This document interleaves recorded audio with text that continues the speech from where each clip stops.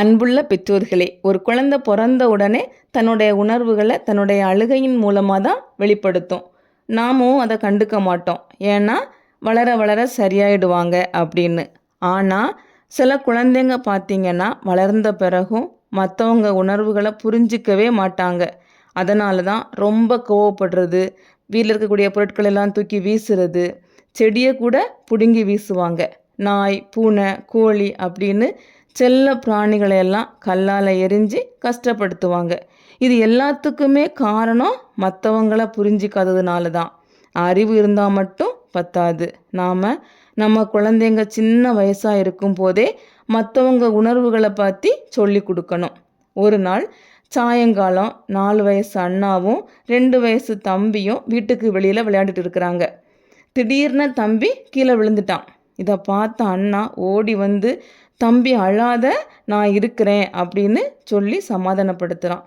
அம்மா தூரத்தில் இருந்து இதை கவனிக்கிறாங்க.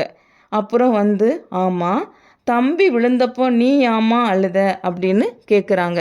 அதற்கு அண்ணா சொன்ன பதில் ரொம்ப வியப்பாக இருந்துச்சு. என்னன்னா, அவன் கீழே விழுந்தப்போ எனக்கு வலிச்ச மாதிரி இருந்துமா அப்படின்னு சொன்னான். இதுதான் உண்மையான அண்ணா மனசுமா அப்படின்னு அம்மா அணைத்து கொண்டாங்க. பாருங்க, அந்த சின்ன வயசுலே தம்பியோட வலியை உணர முடிஞ்சிருக்குது.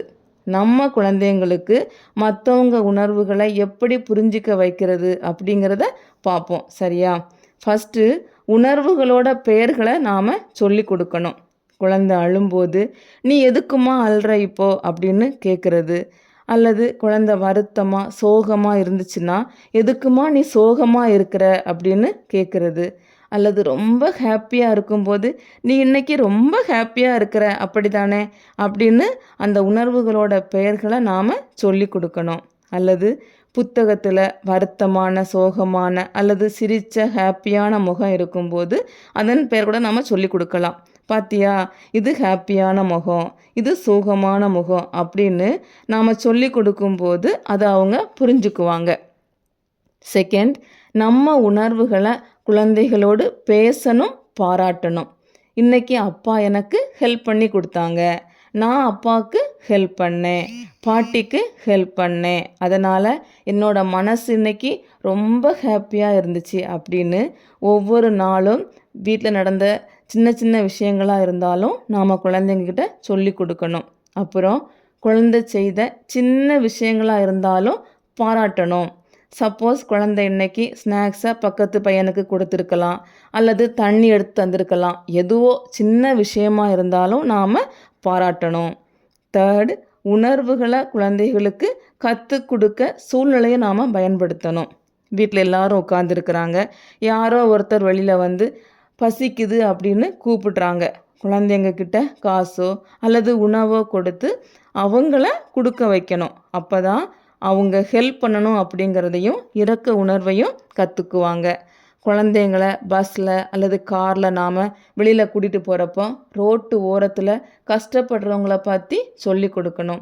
எவ்வளவு கஷ்டப்பட்டு வேலை செய்கிறாங்க பாரு அப்படின்னு நாம் சொல்லி கொடுக்கும்போது தான் அதற்கான தீர்வு என்ன அப்படிங்கிறத சில குழந்தைங்க யோசிப்பாங்க, இரக்க உணர்வும் கற்றுக்குவாங்க.